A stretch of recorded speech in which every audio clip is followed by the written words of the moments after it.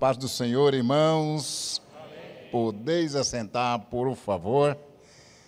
Deus seja louvado pela sua vida, pelo fato de você estar aqui nesta tarde, ainda não é noite, não lanchamos ainda, estou ansioso pelo lanche, que a propaganda ontem foi boa.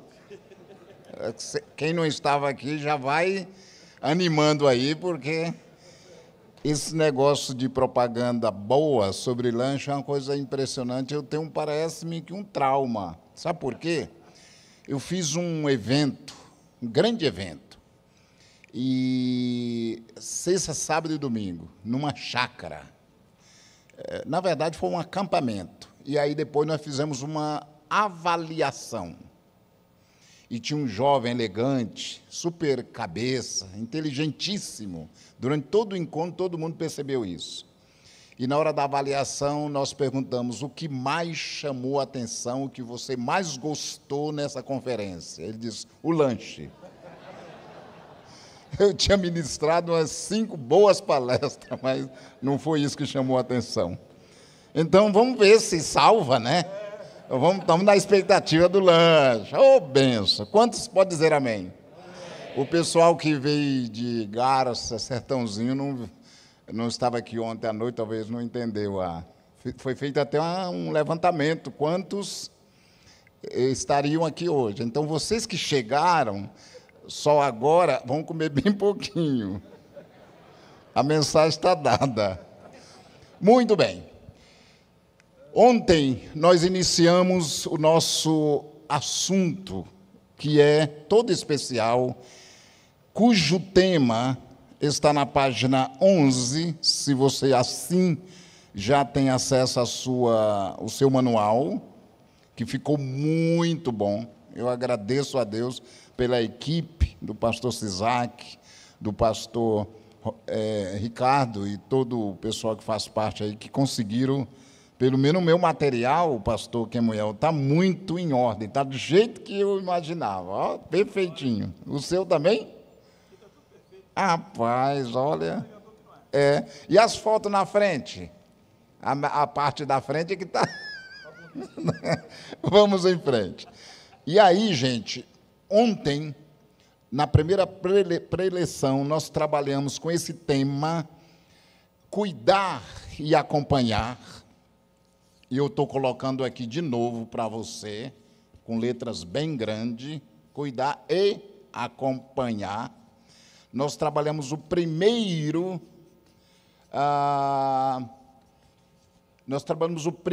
tópico, ou o primeiro tema, que está na página 11. A arte de cuidar e acompanhar pessoas intencionalmente.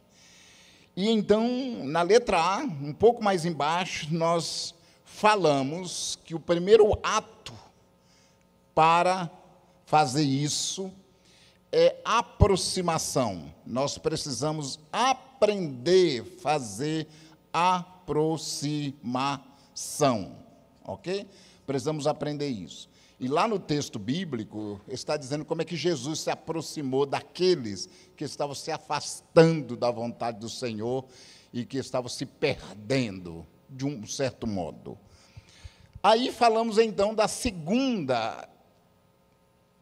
segundo passo, que está já na página 12. E o segundo passo que nós apresentamos é fazer boas perguntas. E ontem nós vimos isso de maneira muito específica. Fazer boas perguntas. Se, depois de aproximar, a gente não saber fazer as boas perguntas, nós podemos perder de levar pessoas para o Senhor Jesus. Nós estamos trabalhando em cima de uma narrativa bíblica conhecidíssima, que é os discípulos no caminho de Emaús. Era um domingo difícil para esses dois. Eles desistiram do projeto de Deus para as suas vidas. Eles arrumaram as malas, mais ou menos às 3 da tarde, e partiram para a sua velha vida. Eles ficaram decepcionados porque, na cabeça deles, o projeto tinha se esvaído. Eles tinham perdido todas as esperanças e agora estavam desistindo. Por isso, na leitura, a partir do versículo 13, Jesus, o próprio Jesus, essa frase é muito linda, o próprio Jesus, em pessoa, se coloca no caminho com eles, se aproxima deles, vai ao encontro deles. E ontem nós fizemos um exercício aqui, que eu vou buscá-lo novamente à noite, quando todo mundo estiver aqui, e para a gente não perder nada desse trabalho prático que alguns de vocês estão fazendo. A segunda coisa que Jesus fez quando aproximou-se deles foi fazer perguntas bombásticas. Jesus fez duas perguntas que, a priori, olhando para elas, parecem muito simples, mas não foram simples. Elas foram certeiras, elas foram assertivas, de tal maneira que o que nós vamos ver agora, que é, aí eu peço para você virar a página, aí nós já estamos agora na página 15, e estamos na segunda parte da nossa temática de hoje, que é a arte de cuidar e acompanhar pessoas intencionalmente, parte 2.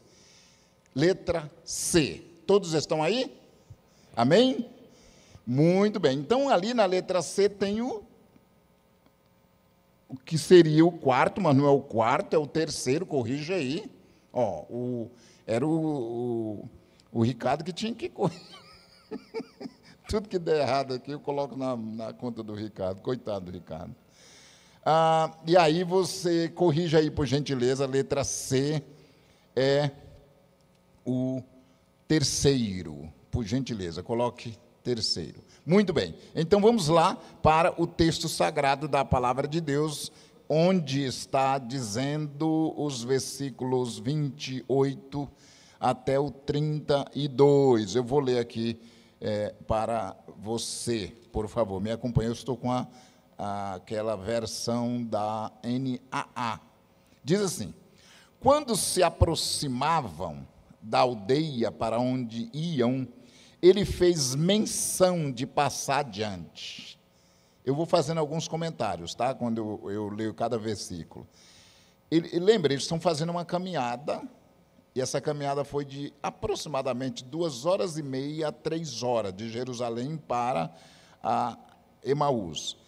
E quando chega na entrada à esquerda, digamos, tinha uma entrada para Emaús e a estrada seguia. E Jesus, aquele desconhecido, porque eles estavam impedidos de perceber que era Jesus, fez menção, sabe, dá aquela ideia que vai continuar o caminho. E aí tem algo absolutamente impressionante na sequência, que é o texto do versículo 29. Mas eles o convenceram a ficar, dizendo: fique conosco, porque é tarde, e o dia já está chegando ao fim. E entrou para ficar com eles. Duas coisas importantes aqui para você observar como nota. Primeiro, a ideia original não é de Jesus, é dos caminhantes, dos dois caminhantes, dos dois, o casal, Cleópas e, quem sabe, a sua esposa. E observe que tem uma palavrinha ali que na NAA aparece assim: eles o convenceram. As versões mais antigas utilizam uma expressão fabulosa, que é a melhor. Constrangeram. Essa palavra constrangeram, ela é a melhor que explica o fato, porque a linguagem que é utilizada aqui é mais ou menos assim. Significa que Cleópas segurou do lado direito de Jesus e a esposa dele do lado esquerdo de Jesus, no braço, e disseram assim: por favor, fica conosco. Mas parece que Jesus não tinha nem opção, porque constranger é não deixar saída. Agora, não é Jesus que está fazendo isso, é eles que estão fazendo isso. Calma, que eu já explico esse fato. A segunda coisa é um pouco mais humorada. Eles chamam Jesus para tomar um lanche. Gente, Jesus nunca rejeita um lanche. E para convidar Jesus para tomar lanche, tem que estar convertido mesmo. Porque aqui é fácil, né? Aqui eu convidaria, que era só Jesus. Quero ver convidar quando ele estava com aqueles 12. Que aquela raça comia. Rapaz, olha, tinha que estar convertido. Mateus convidou. Mateus, outros lá que se converteram, até o grande Zaqueu convidou. Mas tinha que estar convertido, porque era um prejuízo daqueles. Rapaz, ontem com o pastor Isaac ofereceu o lanche, eu digo, não vai dar certo esse negócio, não. Eu vou pular do púlpito lá na frente e vou ser o primeiro a chegar, que não vai dar lanche para todo mundo, não. Ainda mais o pessoal que vai vir amanhã de garça. Eu já estava contando tudo isso, né? Nem pensei no sertãozinho. O sertãozinho está aí para... rapaz, mas ainda bem que aumentou lá, como você disse, a água no feijão. Isso. Mas vamos lá. Então, essa é uma coisa interessante, porque convidam Jesus para tomar o lanche. Jesus, olha, não precisou nem terminar o convite. Olha o que diz aí, vocês estão lendo comigo? Olha que beleza. Diz assim, fica conosco porque já é tarde, o dia já está chegando ao fim. E entrou para ficar com ele, nem deu aquela desculpa, não vai dar, eu tenho que chegar mais cedo em casa. Não, Jesus, não dá, não, tá bom, obrigado, e já foi entrando. Ei, Jesus bom. Muito bem. Continuando o texto sagrado da palavra do Senhor, versículo 30. E aconteceu que, quando estavam à mesa, ele pegou o pão e o abençoou. Olha que coisa interessante. Depois, deixa eu ler direitinho aqui, e o abençoou. Depois partiu o pão e o deu a eles. Então, os olhos deles se abriram e eles reconheceram Jesus. Mas ele desapareceu da presença deles. E o versículo 32... é isso? E disseram um ao outro, não é verdade que o coração nos ardia no peito quando ele nos falava pelo caminho, quando nos explicava as Escrituras? Eita benção! E na mesma hora, levantando-se, voltaram-se para Jerusalém. Olha que coisa interessante. Eles andaram 3 horas, só pararam em casa para fazer o lanchinho com Jesus, com o desconhecido, que eles não sabiam que era Jesus. E agora eles voltam com rapidez para a igreja, para Jerusalém. Olha que fantástico isso, né? Aí, se você olhar aí, a própria leitura do 34 já complementa, mas está relacionada ao próximo tópico. Vamos lá. Qual é o próximo passo, o terceiro passo para cuidar e acompanhar de pessoas? Primeiro, nós precisamos fazer o quê? Aproximar. Segundo, fazer boas perguntas. Agora, em terceiro lugar, nós precisamos, terceiro, levar a pessoa a uma experiência espiritual. Uau!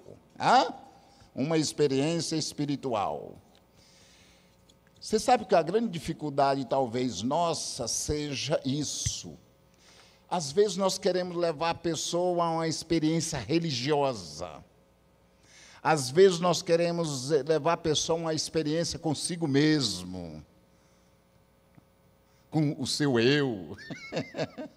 Não, isso não transforma ninguém. O que transforma é quando a pessoa é levada a uma experiência espiritual com Jesus. Você sabia que um dos evangelhos mais pedagógico é o de Mateus? Não vou entrar em detalhes, porque senão gasta tempo. Mas o evangelho mais sobrenatural é o de João.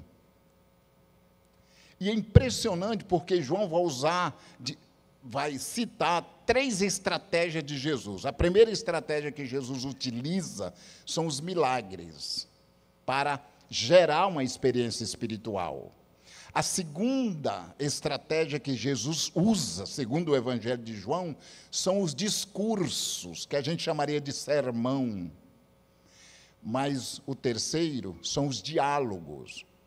Se eu fosse selecionar, colocar para vocês aqui, o que vocês acham mais grandioso, a maioria dizer, não, eu acho que os milagres são... Outros diriam, não, os discursos, a palavra que Jesus pregava. Mas você sabia que os mais revolucionários são os diálogos?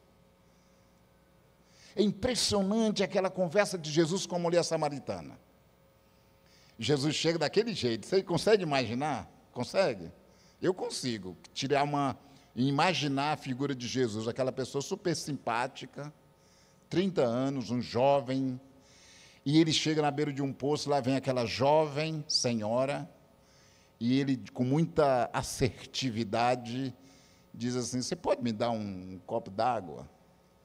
E ela olha para ele de cima para baixo.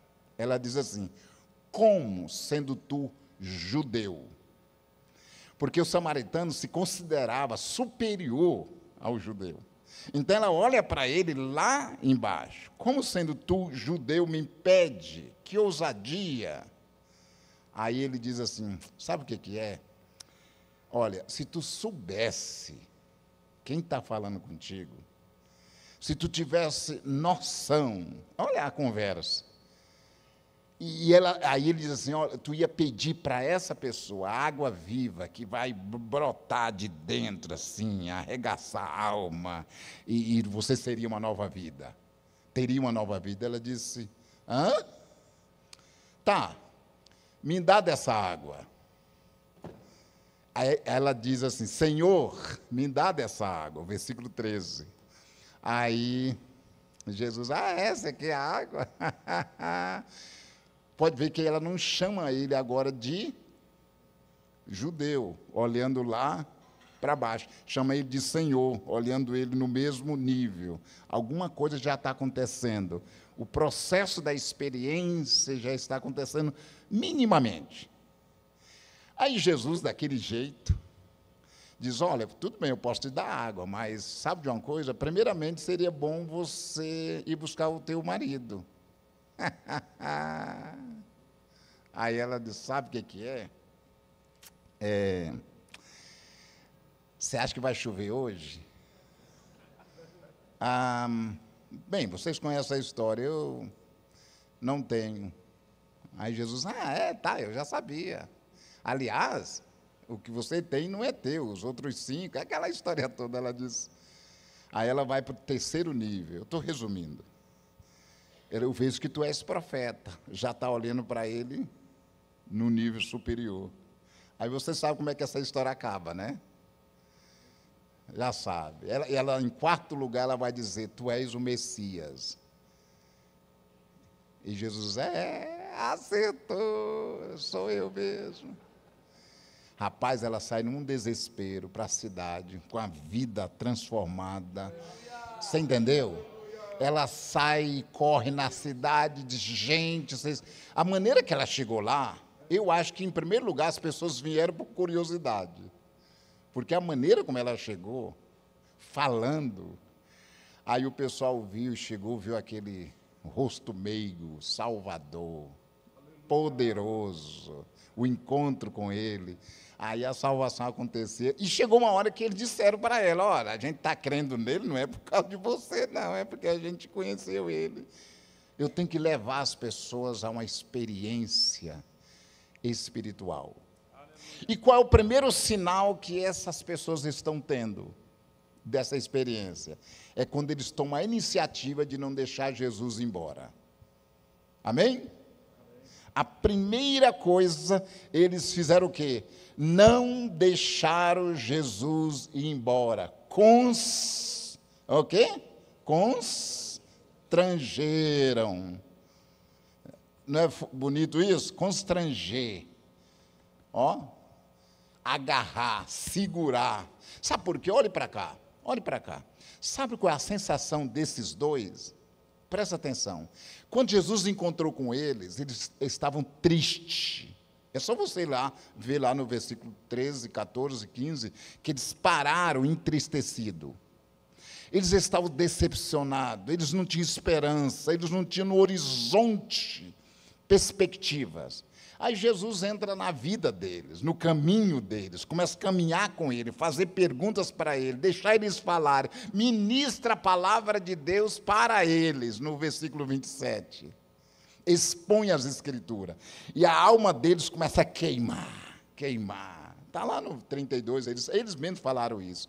Queimou e ardia, a presença de Jesus e a palavra de Jesus, a palavra de Jesus e a presença de Jesus. O que vai ajudar a pessoa que você vai ganhar para Jesus? A sua presença e a palavra de Jesus. A palavra de Jesus e a sua presença. Você tem que andar com ele, você tem que acompanhar ele, você não pode deixar ele sozinho. Ele precisa de você e de Jesus. Nunca desista dele. Amém? A segunda coisa que você percebe, eu queria que você prestasse bastante atenção nisso, está no versículo 30. E na página 15, você lê da seguinte forma. No versículo 30, os 4 gestos de Jesus, quando estava à mesa, expressos em 4 verbos, são profundamente significativos. Olha que beleza. Vocês precisam prestar bastante atenção agora. Eu vou ler o versículo 30 para ajudar vocês na compreensão. E aconteceu que, quando estavam à mesa, ele fez o primeiro gesto, qual que é? Pegou o pão. Presta atenção. O segundo gesto, observa lá, qual que é? O abençoou. O terceiro gesto, partiu o pão. E o último, o deu a eles. Agora, olhe para cá que eu vou tentar simplificar tudo isso. A palavra pão, dentro da cultura hebraica e na cultura bíblica, significa pessoa. Toda vez que você lê o termo pão, de alguma forma, é um simbolismo da pessoa humana. Tudo bem? A prova disso é que o próprio Jesus, uma vez, disse, eu sou o pão. Lógico que ele acrescentou o pão diferente que ele era, né? Mas ele disse primeiro, eu sou o pão. Depois ele, eu sou o pão, aí colocou um adjetivo, eu sou o pão da vida. Mas todo mundo é um pão, não é da vida. Eu sei que você está pensando no seu amigo, ele é um pão, mas meio dormido, né? Sabe aquele pão de segunda? É? Mas é isso. Agora, eu queria que vocês observassem outra coisa interessante. Dentro da cultura hebraica, quem agradece pelo pão é o dono da casa, é o anfitrião. Mas alguma coisa está errada aqui, Kemuel. Porque quem pega o pão na mão é o estranho. Vocês entenderam aí? O que Jesus... Agora, olhe para cá. O que Jesus fica se metendo nessa história? Não é ele para pegar o pão. Não é ele. Dentro da tradição, quem tem que pegar o pão, sabe quem que é? É Cleópas. É Cleópatra que tem que pegar o pão. Mas não sei o que aconteceu. O que eu sei é que a transformação neles já começou a acontecer lá no caminho. E na encruzilhada, eles provaram isso quando eles constrangeram Jesus. Não deixa, eles já estão entregues. Jesus já é dono deles. Então, Jesus é dono deles, está no controle da vida deles, eles já estão se convertendo, e é dono até da casa deles, até do pão. Por isso que a gente não sabe o milagre, onde que aconteceu, como aconteceu, mas Lucas foi precioso, porque Lucas não entrou em detalhes. Não entrou em detalhes, ele só diz que Jesus está na cabeceira da mesa e pegou o pão. Aquele pão, na mão de Jesus, não é simplesmente um pão, dentro da perspectiva de Lucas. É Cleopas, é Maria. Em algum momento da nossa história, foi eu, você. Agora, assim, Jesus pega o pão independente do pão, porque Jesus não pega só pão bonito, pão de leite, com coco. Mas pega esse pão francês também, baratinho, vende por quilo, tão ruim que é. Não é verdade? Meu Deus do céu. E tem gente que come pão francês. Você come? Você come? Não, eu nem passo perto daquilo lá. Lá na minha casa, eles ficam, endurece lá. A gente faz torradinha. Meu Deus do céu. Eu, hein? Rapaz, o Valdeci come. É, Rosângela? Sem... Mas Jesus pega esse pão francês. Aí, Jesus vai fazer o segundo gesto. Qual que é?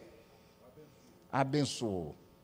E a palavra abençoou, a tradução melhor seria essa, pastor Sisac, deu graças.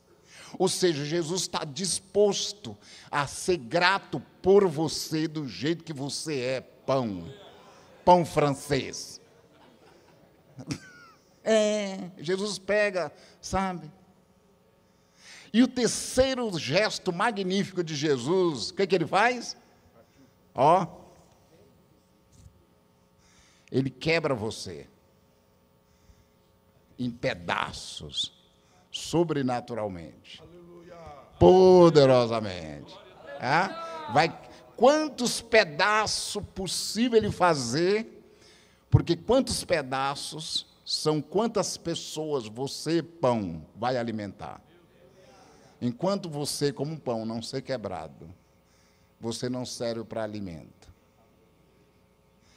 Agora, tem uma coisa curiosíssima nesse texto sagrado, que está no 35, eu vou adiantar. Olha o versículo 35, quando esses dois chegaram, pastor Valdeci, lá na comunidade, lá na igreja, e foram testemunhar. Eles chegaram já querendo testemunhar, convertido no Senhor Jesus. Então, o versículo 35 diz assim, então os dois contaram o que lhes tinha acontecido, aonde? No caminho, naquela caminhada onde Jesus estava junto com eles e ministrando a palavra para eles. E como tinham reconhecido o Senhor, aonde? Não quando ele pegou o pão, nem quando ele abençoou ou deu graça, mas eles o reconheceram na hora que Jesus ministrou dentro da alma deles. Esse é o ponto. Esse é o momento que a gente chama de conversão.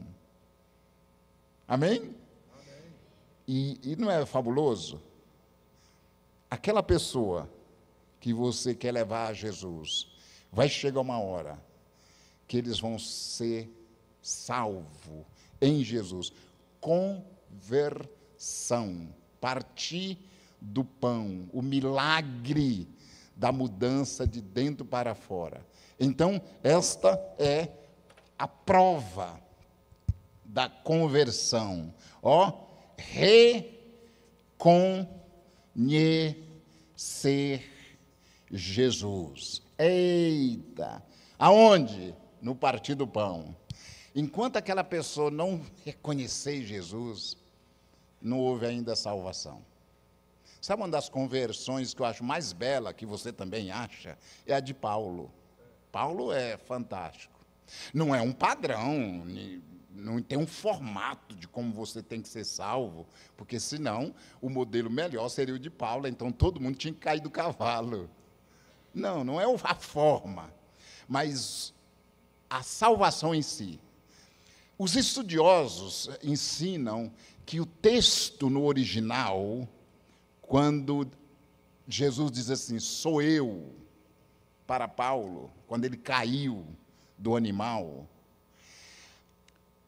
a metáfora que é usada é como se Deus enfiasse, ou Jesus enfiasse a mão no útero da mãe de Paulo, trouxesse ele para fora, colocasse ele rente com a cara, com o rosto de Jesus e falasse assim, eu sou Jesus. Nessa hora, houve uma revolução no coração e na mente de Paulo, ele mudou da água para o vinho. Ali foi a hora da mudança. E é isso que a gente quer ver nas pessoas que nós queremos levar ao Senhor. Amém? Eu não faço absolutamente nada, isso é milagre da graça. Isso é obra do Espírito.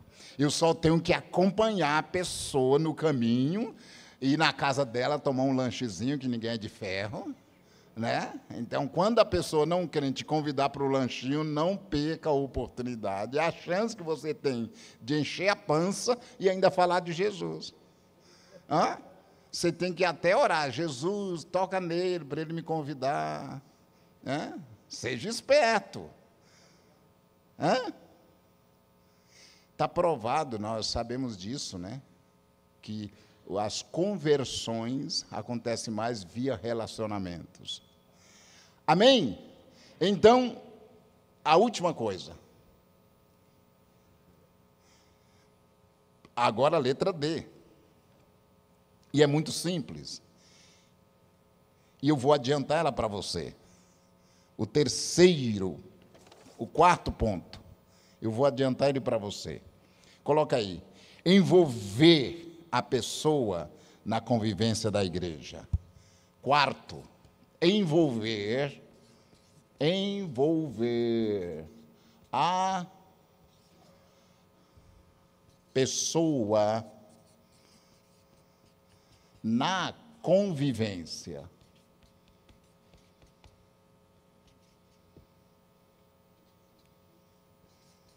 Da igreja.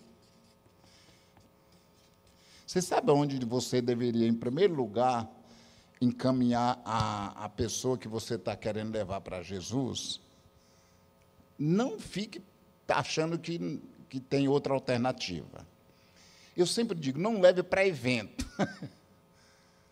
Leve para aqueles ambientes onde é habitual na vida da igreja. Por exemplo, escola bíblica é algo habitual. Mas eu posso levar uma pessoa não crente? Sim. Sim. Você sabia que a Bíblia foi escrita para as pessoas não crentes? Sabia disso? É. E eles entendiam. Tem gente que diz, não, a pessoa não entende. Não, é por revelação. É obra do Espírito. Tem que expor a palavra, deixa eles ouvir a palavra. Não, mas é uma linguagem muito difícil. Não, não é difícil, não. Eles entendem, é obra do Espírito. Por que eu não levo a pessoa que eu estou começando a evangelizar ela para uma escola bíblica? Por que eu não levo essa pessoa para um culto de doutrina? Ou seja, tem que envolver essa pessoa que está no processo, pastor Kemuel, de conversão. Não é que está convertida, é que está no processo de conversão. Eu acho fantástico o Nicodemos, né? O Nicodemos se achava. Sabe aquelas pessoas que se acham? Eu tenho uns amigos não crentes, eu faço parte de um grupo de escritor, que só eu sou evangélico, lá em Curitiba. E tem uns lá, que eu não vou falar o nome, né? Vai que eles descubram. E eles se acham. Eles se acham. Na Bíblia tem esse sujeito, tem o Nicodemos. O Nicodemos chega com aquela pompa toda e diz, Jesus, você é demais. Olha, eu sou teu fã. Eu sou teu fã. Aliás, eu estou vindo aqui porque eu sou teu fã. Aí, é mais ou menos Jesus disse assim, ô Nicodemo, para de frescura. sabe o que você precisa? Você tem que nascer de novo. Ele diz, rapaz, mas assim, você nem dá um cafezinho antes para aliviar. Não, ó, sem nascer de novo não pode entrar no reino de Deus. Aí Nicodemo não teve muito o que fazer, disse, rapaz, mas não estou entendendo, nascer, como é que é? Eu vou voltar no ventre da minha mãe, aí Jesus chamou ele de burro. É lá, numa linguagem maranhense, eu sou do Maranhão, é chamar de burro. E Jesus, ô sujeitinho, como sendo tu mestre em Israel não sabe disso? Rapaz, você estudou aonde, sujeitinho? Você explica as leis. E que leis você explica? Como é que você explica? Você não sabe disso? Não. Aí diz, eu vou te explicar. Ó, você tem que fazer o seguinte. Tá. E ele se converteu. Se converteu. Você entendeu? Eu vou colocar em outras palavras. Não coloque em outras palavras, não. Vai direto, ô seu filho da mãe. Não, você não vai falar isso. É céu, inferno, treva. Eu tenho um amigo que é filósofo, e ele disse, Josadak, quando eu vou dormir, dá uma vontade de orar. Ele não disse orar, ele fala rezar, né? Eu digo, rapaz, você é mais crente do que eu. Ele diz, não, eu sou ateu. Ele diz, não, você não é ateu, não, você é crente. Você já quer orar? Aí ele diz, mas o que significa? Eu digo, eu vou te explicar. Vamos nos reunir na livraria Cultura, no Shopping Curitiba, e vamos lá. Você sabe que ele me indicou livros evangélicos para ler? Eu acho que ele está convertido. É assim. Eu não fiquei fazendo rodeio. Perdi um voo em São Paulo e não tinha voo num período longo. E aí tiveram que arrumar um ônibus e a gente foi para Curitiba de ônibus. E do meu lado tinha uma madame. Gente, é 5 horas, 6 horas de viagem. Mas era melhor pegar o voo do que pegar o ônibus do que esperar o outro voo. Já deu horário? Rapaz, isso é o Quemuel que está apertando esse.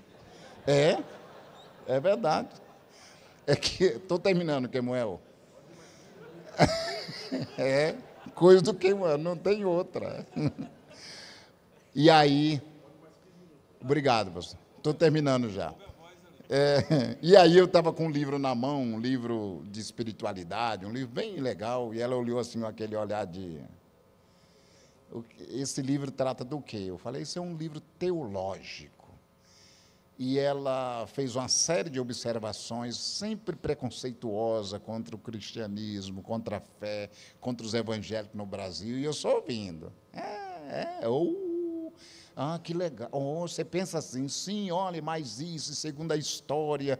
E tudo que ela citava, especialmente os filósofos, era o que eu tinha estudado também. Eu digo, a gente vai ter a parada lá em Registro, no Petropem. Aí de lá, ela não vai sair do meu lado, eu vou dar uns cascudos nessa mulher.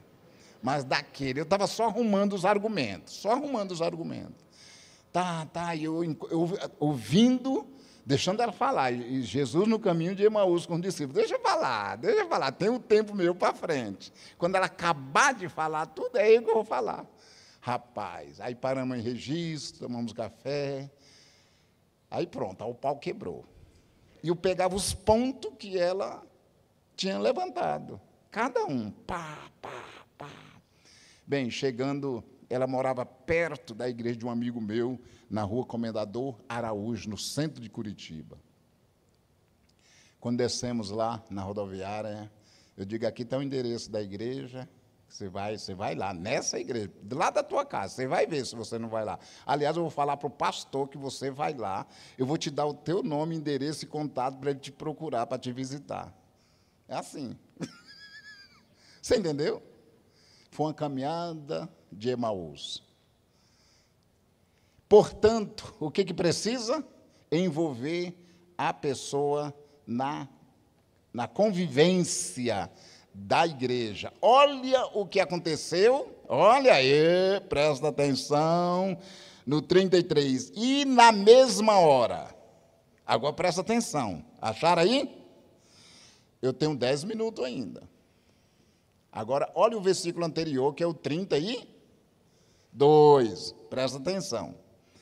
32 diz assim: e disseram um ao outro, não é verdade que o coração nos ardia no peito quando ele nos falava pelo caminho, quando nos explicava as Escrituras? Então, eles fazem essa pergunta, correto? Só que essa pergunta, ela é fruto do versículo 31, que diz assim: então os olhos deles se abriram, e eles reconheceram Jesus, ponto e vírgula, e o que diz? Mas ele desapareceu da presença deles.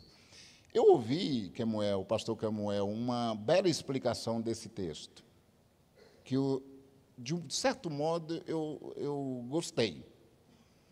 Ela, não sei se você concorda, mas concordar é uma opinião.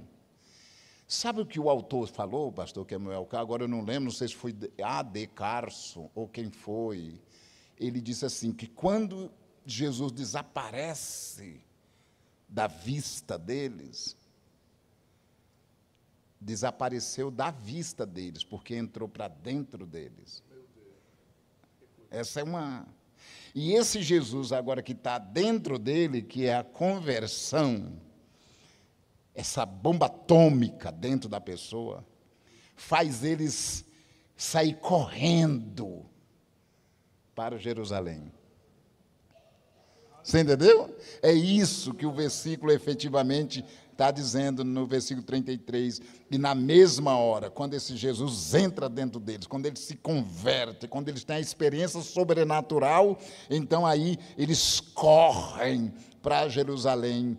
Gente, se eles gastaram 3 horas para vir, agora eles gastaram meia hora para voltar. Foi uma corrida. Versículo 34. Os quais diziam, de fato, o Senhor ressuscitou e já apareceu a Simão. Então, os dois contaram o que lhes tinha acontecido no caminho e como tinha reconhecido o Senhor no partir do pão. Quantos podem dizer amém? Amém. Agora, olha que coisa interessante, porque eles estão no culto, estão envolvidos. Então, aonde é que eles vão? Para a igreja. E aí, lá na igreja, a primeira coisa que eles vão fazer, olha o que eles vão fazer, ó, testemunho. Testemunho. Você sabe que, antigamente, eu não sei se ainda fazem muito hoje por aqui, mas eu lembro lá em Santo André, tinha muitos testemunhos de conversão na igreja. Não sei como é que... às vezes, as coisas boas são tiradas, né? São tiradas. Testemunho de conversão. No culto. Ô, irmão, quem tem um testemunho aí que Jesus fez uma mudança na sua vida, vem aqui falar de Jesus. Já pensou? Essa igreja tinha. Pode ver, eles chegam lá no culto, eles já têm um espaço para testemunhar. A primeira coisa que eles fazem é testemunhar do milagre de Jesus na vida deles. Amém? Aí, olha o que diz, eu peguei os versículos lá na frente, só para fechar aqui com vocês, por gentileza, os versículos 44, para frente, diz assim: a seguir, Jesus lhes disse, é no mesmo culto, tá, gente? São essas palavras que eu lhes falei quando ainda com vocês, estando ainda com vocês, era necessário que se cumprisse tudo que está escrito a respeito de mim, na lei de Moisés, nos profetas. E o versículo 45, então, lhes abriu o entendimento para compreender as Escrituras. Gente, vocês entenderam isso? Uma coisa é aquela experiência de salvação lá no 30, 31 e 32. A outra coisa é aqui esse conhecimento progressivo do Senhor. Você entendeu? Eles estão ouvindo a palavra, Jesus vai falando e eles vão crescendo, você entendeu? Crescendo. Por isso que nós precisamos crescendo no o quê? Entendimento. Como é que se faz isso? Se não numa escola bíblica, você entendeu? Se não num discipulado. Não tem outro caminho. Não tem outro. Quem está chegando na igreja, que está tendo uma experiência com Jesus, precisa ter espaço para testemunhar e espaço para crescer na graça e no conhecimento de nosso Senhor Jesus Cristo. Amém? E eles vão crescendo, Jesus vai falando, e eles vão crescendo, vão crescendo. Olha aí como você está. Você já cresceu bastante, né? Dá para dar uma melhoradinha ainda, né? Mas já não está como estava, não é verdade? Há 5, 10, 20, 30 anos atrás. Quantos acham que mudou muito nos últimos 5 anos? Na fé, cresceu? Olha, bastante gente. Imagina, se você percebe, imagina os outros que andam com você, que acham você chato. Né? E você mudou bastante. Vai mudando, né? Vai mudando, vai melhorando. Ok? Gente, e aí o texto efetivamente parte para um tempo final, para o seu propósito final. E, de repente, eu queria que vocês observassem uma coisa, só uma coisa para a gente verificar aqui. Eu queria que você, em termos práticos, bem no finalzinho, na página 16, diz assim, aplicação. Diz assim, qual parte dessa palestra mais chamou a sua atenção? Eu queria que você escrevesse aí. Escreva aí. Qual parte mais chamou a sua atenção? O Valdeci disse que foi o pão francês. Rapaz, escreva aí. Enquanto você está escrevendo, eu vou ler rapidamente o versículo 45 e o 46. Não, o 45 já lemos, o 46. Disse-lhes, assim está escrito, que Cristo tinha de sofrer e ressuscitou dentre os mortos no terceiro dia, e que em seu nome se pregasse o arrependimento para remissão dos pecados a todas as nações, começando em Jerusalém. Versículo 48. Vocês são testemunha destas coisas, e eis que envio sobre vocês a promessa de meu Pai. Permaneçam, pois, na cidade até que vocês sejam revestidos do poder que vem do alto. Olha que interessante, esses aqui são os convertidos. Então, eles precisam dar testemunho na igreja da conversão, eles precisam crescer em Cristo, mas eles precisam de mais duas coisas. Eles precisam cumprir a missão. Eles precisam cumprir a missão. A missão do quê? De falar de Jesus. Amém? Falar de Jesus. De falar de Jesus. Agora, tem outra coisa que eles precisam, vocês viram no texto, né? Ser cheios, amém? Cheios do quê? Do Espírito. Não tem outra opção. Ser cheio do Espírito. Ser cheios do Espírito. Sabe aqueles discípulos no caminhão de Emaús? Cansados, que desistiram. Olha onde eles estão agora. Virou, né? Virou. Só para terminar, eu queria te dar, tem 1 minuto. 30 segundos para você falar para a pessoa que está ao seu lado o que mais chamou a sua atenção nesta segunda palestra. Fala aí.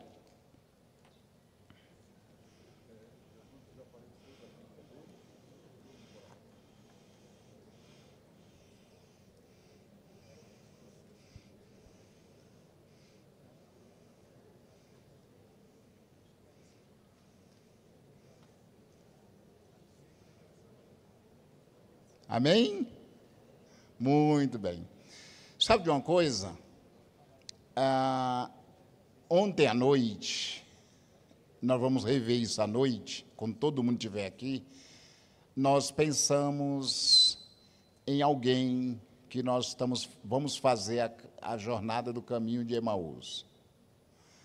E eu queria que você pensasse seriamente, ainda nessa pessoa, você que estava ontem à noite, seriamente, e eu queria que você não esquecesse de escrever pelo menos uma lição que você aprendeu de como lidar com aquela pessoa que você ontem fez o contato com ela e que ela está na sua mira, você vai fazer ou está fazendo já esse caminho de Emaús com ela.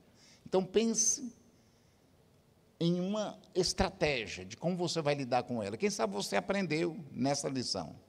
E eu quero, pensando naquela proposta, e pensando exatamente nesses 2 pontos que trabalhamos, eu queria orar, terminar orando.